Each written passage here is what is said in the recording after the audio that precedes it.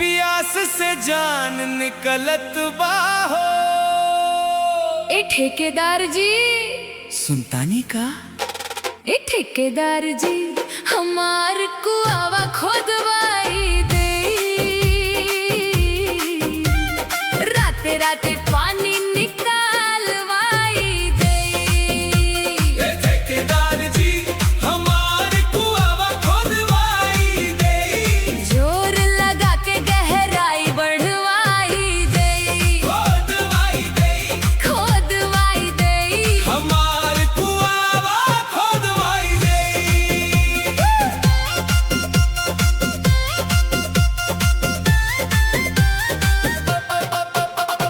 दिन भर सूखल रहेला अंगनवा हो। राते में बढ़ जाला मन के तपनवा हो।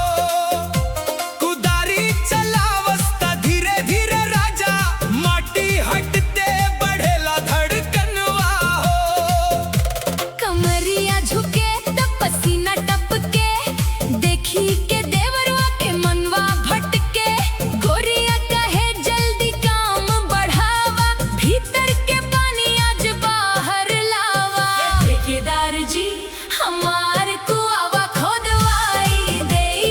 राते राते पानी निकालवाई दे।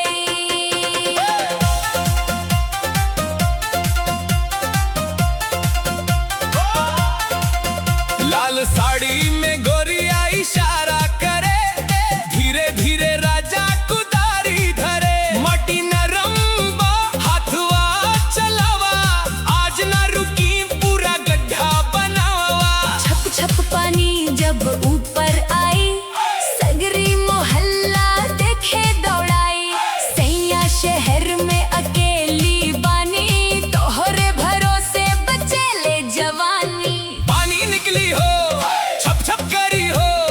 भीतर के आगिया बुझाई हो।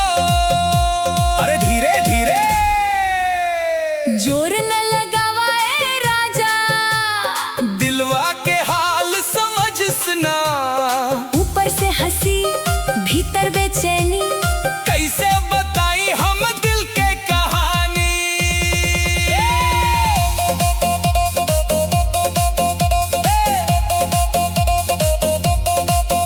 जैसी भी ले आवा तेजी बढ़ावा।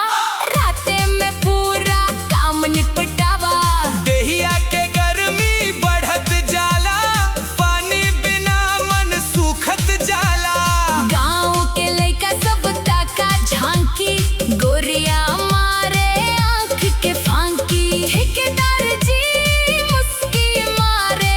आज त पूरा कुआं उखाड़े। ठेकेदार जी हमार कुआवा खोदवाई दे। राते राते पानी निकालवाई दे। खोदवाई दे खोदवाई दे हमार कुआवा खोदवाई दे। भोर भइल पानी निकल गइल। गोरिया के चेहरा चमक गइल। ठेकेदार जी हंस के बोले। अब रोज बुलेबू का हो। ए ठेकेदार जी हमार कुआवा